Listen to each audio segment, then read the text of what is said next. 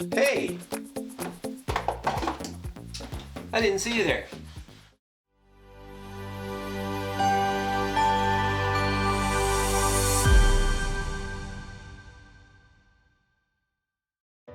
Hello, my name's John Holash, and I'm an assistant professor here at the Faculty of Kinesiology, and I am located in the Human Performance Lab.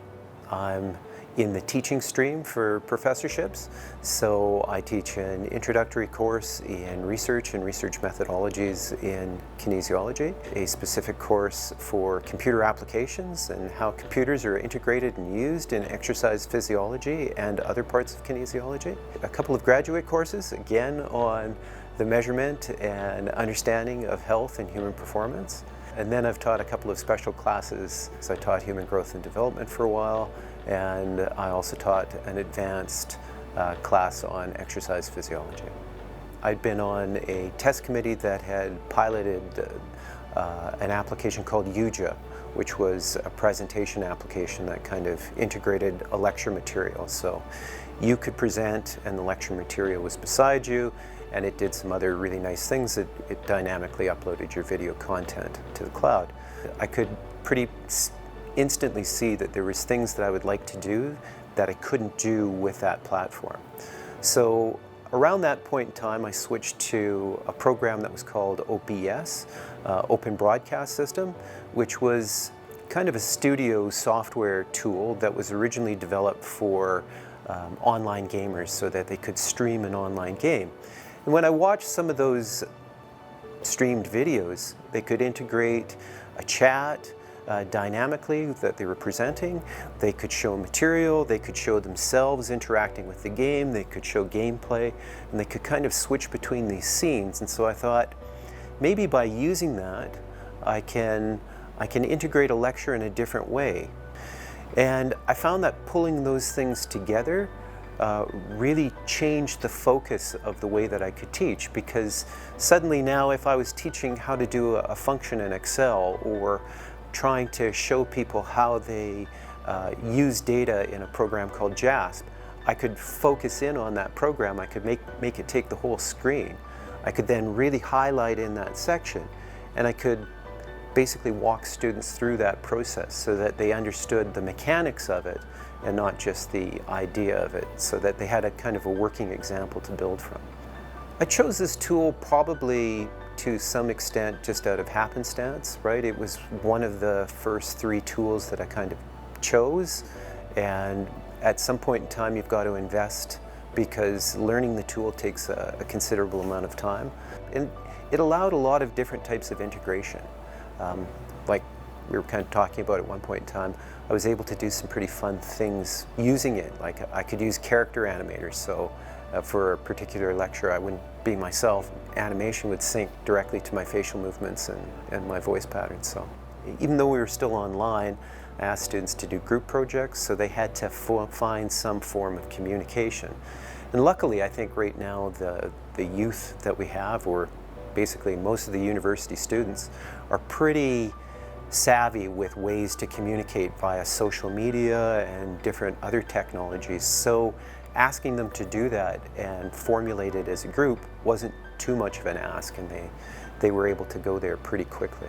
He always would encourage you, like if it was an action or even if it was just a break, to like get up and get active. So I think he used technology in a way that didn't mean you just had to sit there and watch it. And again, keeping the videos, like I think he typically kept them 10 minutes, that allowed you to, I feel like, stay engaged that whole time, take a break, then kind of stay engaged again. Whereas like a 50-minute lecture, you kind of, I feel like your engagement kind of wanders off. I think as in most things, when people see that you're actually trying to make something better or trying to do a good job of something, there's a positive response. And so students were really positive with that. I had one student come up and make a comment to me directly about it, and it was something that has kind of stuck with me since then about the importance of potentially reaching people with this, is that they said for the first time in their life they understood what it was like to be a student that sat in the front row. Because suddenly I was sitting right in front of them and I was talking directly to them. And so they felt this kind of special status that they didn't have to look at the backs of everybody's head or see a professor way down off in the distance. And they said, you know, even though I don't know you, I somehow feel like I know you from this period of time. So, where you could see his face while he was teaching, and a lot of other classes just showed just the lecture slide, but for him you could see his face and like kind of his body movements as well as the lecture slide. So it felt like I was still in the classroom. That felt engaging because you could read his emotion in it, and it kept you more engaged seeing a person actually talk about it. I think that the tool ended up being so powerful in showing students the way to do certain procedures that I still, with all my classes, I try to encourage or include aspects of video to it. So, for example, when we're doing body calculations, body mass calculations, or body density calculations, I create a special video, which is maybe only 5 minutes, where I basically show the students of how to use Excel in the best way to do those calculations and produce a really high quality chart from it. I also try to still use that UJ tool when I'm doing a live lecture, and I capture the live lecture while I'm doing it, just because people's lives are more complex now, and even though, you know, we're back to in-person learning, we're not out of situations where people have a dentist appointment during a class time, or, you know, have some other calamity happen in their lives where they can't come to lecture. And it's nice to kind of have that option of just the video recording of the lecture. If you wanted to, I think you could have like closed captioning, which was great. And then being able to go back and rewatch it, and like any point in time, like you didn't have to like completely watch the whole thing, you could watch a certain section of it. But yeah, the ability to go back in and constantly rewatch them if necessary was probably my biggest kind of 2 or 3. It showed us the value of working and being in person with certain tasks, but it also showed that in certain situations and conditions we can find alternate solutions.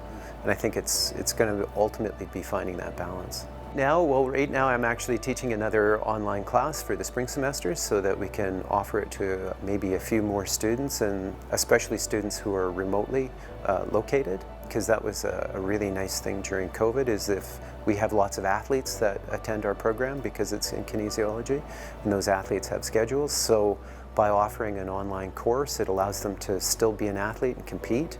It's been an interesting experience teaching online because it made me reconsider a lot of the things that I was teaching, how to best deliver that kind of content. Alternate ways of evaluation was a big one. And yeah, how I integrate that into something that's really useful is more than just, because, you know, like most people, I had my lectures and I had my groove and I was pretty comfortable moving down it. You know, it was uncomfortable, but I think I learned a lot of things about teaching and the way that people learn.